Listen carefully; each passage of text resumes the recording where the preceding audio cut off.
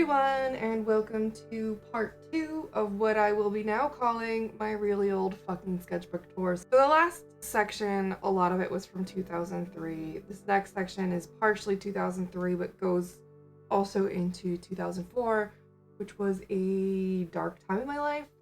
So I do want to give a bit of a warning, a disclaimer. There is some dark things in here. There's some graphic things, weird things, maybe uncomfortable things. So if you don't want to keep watching, totally get it. Not a problem at all. I'll catch you next week and Thursday. For those of you who are interested in the second half, I'm gonna get right into it, right where we left off. This was something in real life. This was like a real life sketch of a doll my mom had for Christmas time. It's a Rudolph. I think I actually still have this one. And then this is from some album cover. It was disturbingly weird and I went with it. And I don't remember what band it was, but it's from an album cover. And that's me playing around with some stuff. I think I did this one. It's messy. See? Super messy. It's probably charcoal or pastel chalk. But yeah, it's messy and it's on the other side, and that is part of my anime stuff. I was starting to do some practicing more of remembering people and drawing them. So these are actually people I went to high school with, some friends of mine at the time. And this one, I actually believe this is one of my original designs, heavily influenced by Amy Brown. Like, I'm never gonna deny that. Heavily influenced by Amy fucking Brown. One of more of my original stuff. Me as a vampire, because vampires are fucking cool, and you know, I was obsessed with vampires, not the sparkly kind, but the actual death kind that are awesome and real vampires that don't sparkle. This is one of the darker things that I was telling you about, maybe in there. It's a very dark and depressing time in my life, and this depicts how I felt in a lot of ways. So, and yet another one that is dark and depressing and really depicts how I felt about life. And another one that I never finished. This one has mask that is breaking, and I actually do love this one, but this is another one that depicts how I felt. Like I've said before on my channel, when it comes to my art and my company name, that I feel there's a good and evil in everyone, and this kind of shows you that. I mean, there's one person, one thing, and they're not, but they're trying to get away. And I think I actually colored this in crayon. It feels like it might be crayon. Probably colored pencil. But it depicts how I felt. I might actually recreate this one. That one would be really fun to recreate and do something with the background that shows that I've had that philosophy in life for a long time. Another cool one to me, very much, I got into a symbolic kind of a phase with using art to process my emotions. And this one, lots of emotion. You might not get it, it might just trigger my emotion, but there you have it.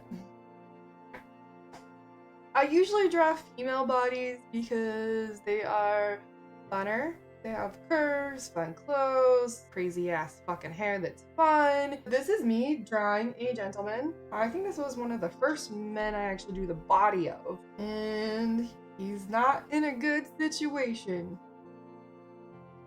And she's not in a good situation either. I'm very glad I'm not in this dark place that I was at this time. Very grateful for that. If this makes you question me, that's fine. I'm fine. This was, again, in 2003, so a really long time ago. Surprised I even still have it, because I have a lot of stuff, but I don't have a lot of stuff as far as what I used to do. But yes, here's another one. And you've seen my murdered teddy bears, or have started to. This was one of my first concept layouts of my teddy bears. I might have to bookmark that page. Just some more creative symbolism. I think this one was inspired by a dream, if I recall correctly. I never finished it, but I started to lay it out, and this is what happened. Oh, this one was fun. This is all with crayon. I love how it feels. And if you layer up crayons, you can get some really awesome stuff. Oh, maybe that wasn't crayon. That was pastel. And it's everywhere. I shouldn't do that. I got it on my hands. Now it's off my hands. This one was another concept that I was working on for my teddy bears. Oh, I might have to go back and do this one. You can't see it. I can, but there's erased marks. There's a teddy bear with his head in a basket. Oh my god, I'm getting so inspired. Celtic inspired style or thing that looks like shit. My circles still struggle, but not nearly that bad. Looks like I got frustrated again. I can see the bottom of her body that I erased. Her proportions are not good at all. If I see proportions, I was able to really recreate them, but doing it from my brain was challenging. I'm doing a lot better now. Erased page. Looks like I didn't finish this book. One thing I used to love to do was take my Sharpies and just do these crazy weird things. Like, I never set out what the goal was other than to keep changing my markers and just keep it moving and see what happens. This is when I should have used the ruler. New me uses a ruler all the time, and it makes a big difference. Just some different abstract fun things.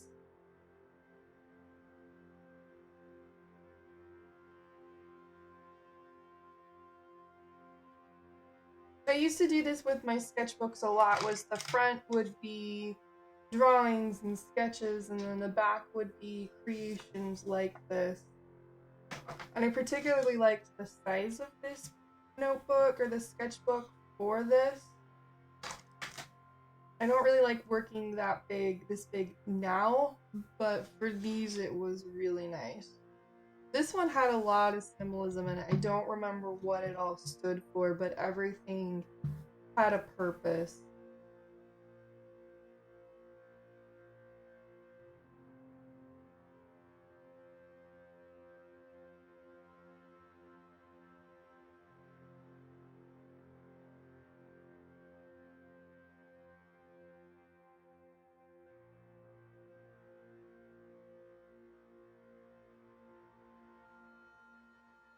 Some of these are really awesome. I forgot how awesome they were.